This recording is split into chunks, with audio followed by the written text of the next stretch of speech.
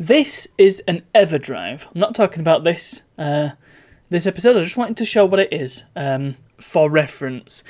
This is a very useful piece of hardware called a flash cart, and as you can see, you might be able to see, it's got an SD card in the top. Essentially, what this particular one lets me do is play any Nintendo 64 game just by running it off the SD card, which is very above board and you know, it saves on wear and tear on cartridges. It also saves having to purchase very expensive cartridges for games that perhaps I might not play all that often. You know what I mean. It's a much more efficient way of playing your retro consoles with real hardware. These in particular are some of the best flash carts money can buy, and they're quite expensive because they are the best money can buy. They don't faff around. The reason why I'm showing you this is simply to explain what an EverDrive is. Because you see, this is the only one that I actually own because they're so expensive. So, just pop that back into my N64. I would like, in an ideal world, I would like to have one for each of my consoles, and then I can just play whatever I want, but using the real hardware. But that's a bit of a pipe dream because, well, it would probably cost me... To get one for every single console, it's getting towards 4 figures. That's how expensive these things are. So, as a compromise, for my NES, you know, the one that I showed off the other day, the Famicom, the AV Famicom, I've got one of these instead. So this is out of focus, because this webcam's a bit crap. It was free, though, from a very good friend.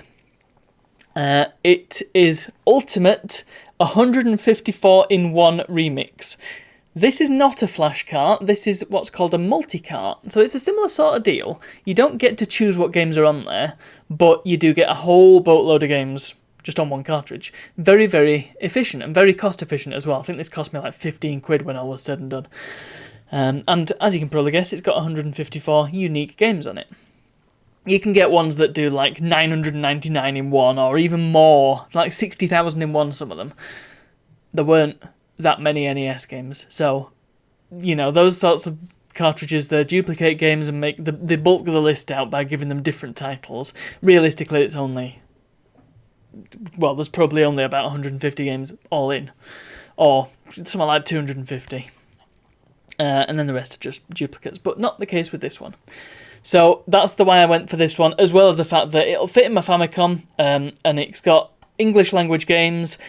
I also kind of like the use of the NES Remix artwork. I thought it worked quite nicely. I don't know if all these games are represented. Most of them are, I think.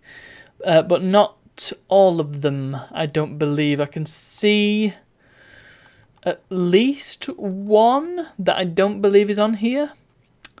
But I may have just missed it. I think the majority of the games in the label are on this cartridge.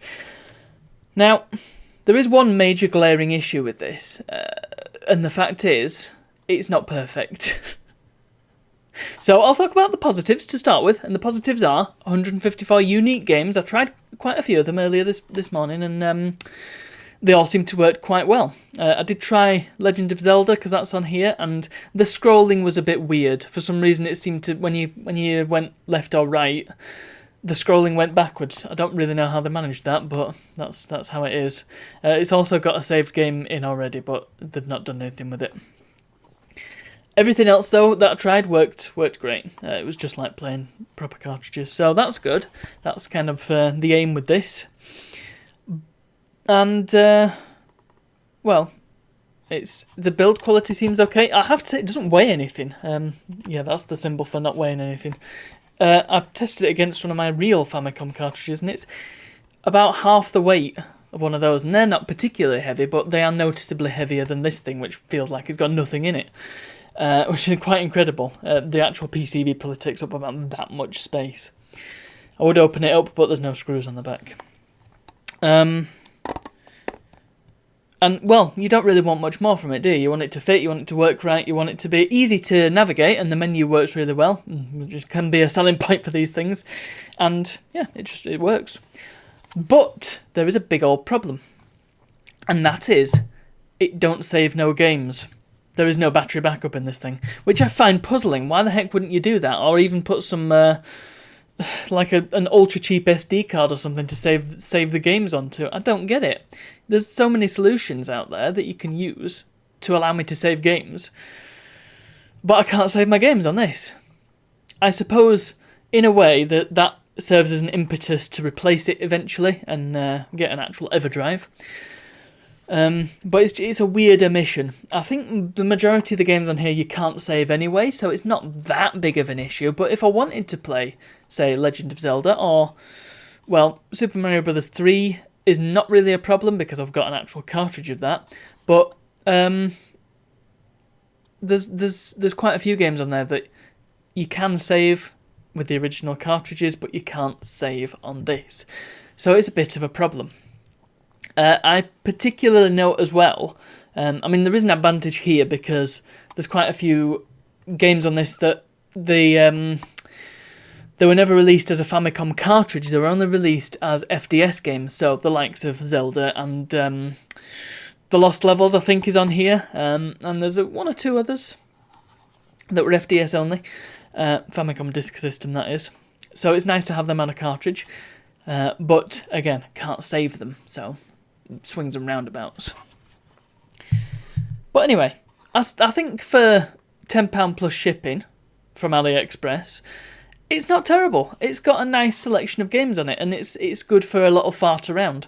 I picked up quite a few games from a job lot that weren't very expensive, and I'm hoping to subsidise that by selling off a couple of the games I've got on eBay right now. Hopefully I'll get something back for that. And so I have a genuine copy of Super Mario Bros. And Super Mario Bros. 3. Would be nice to get a copy of Doki Doki Panic as well. That would be nice to have. But yeah, this covers quite a few of the rest of the library that I would like to play. There's games like Contra and Mega Man on here. I think DuckTales might be on here, and Castlevania, and gosh, I'm trying to think now. What was another one? There's a copy of Galaxian and Space Invaders on here, and Bubble Bobble, that's on here. So yeah, there's tons of games that are. It's not like bootlegs. It's actual proper ROMs on here. So, despite the lack of the save feature, I am actually quite happy with this purchase, and it works really well. So there we go. It's a nice little way to kickstart my NES library.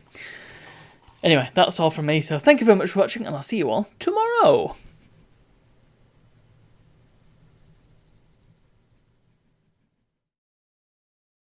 Also, I forgot to mention it's a really nice colour. More turquoise than it appears on camera.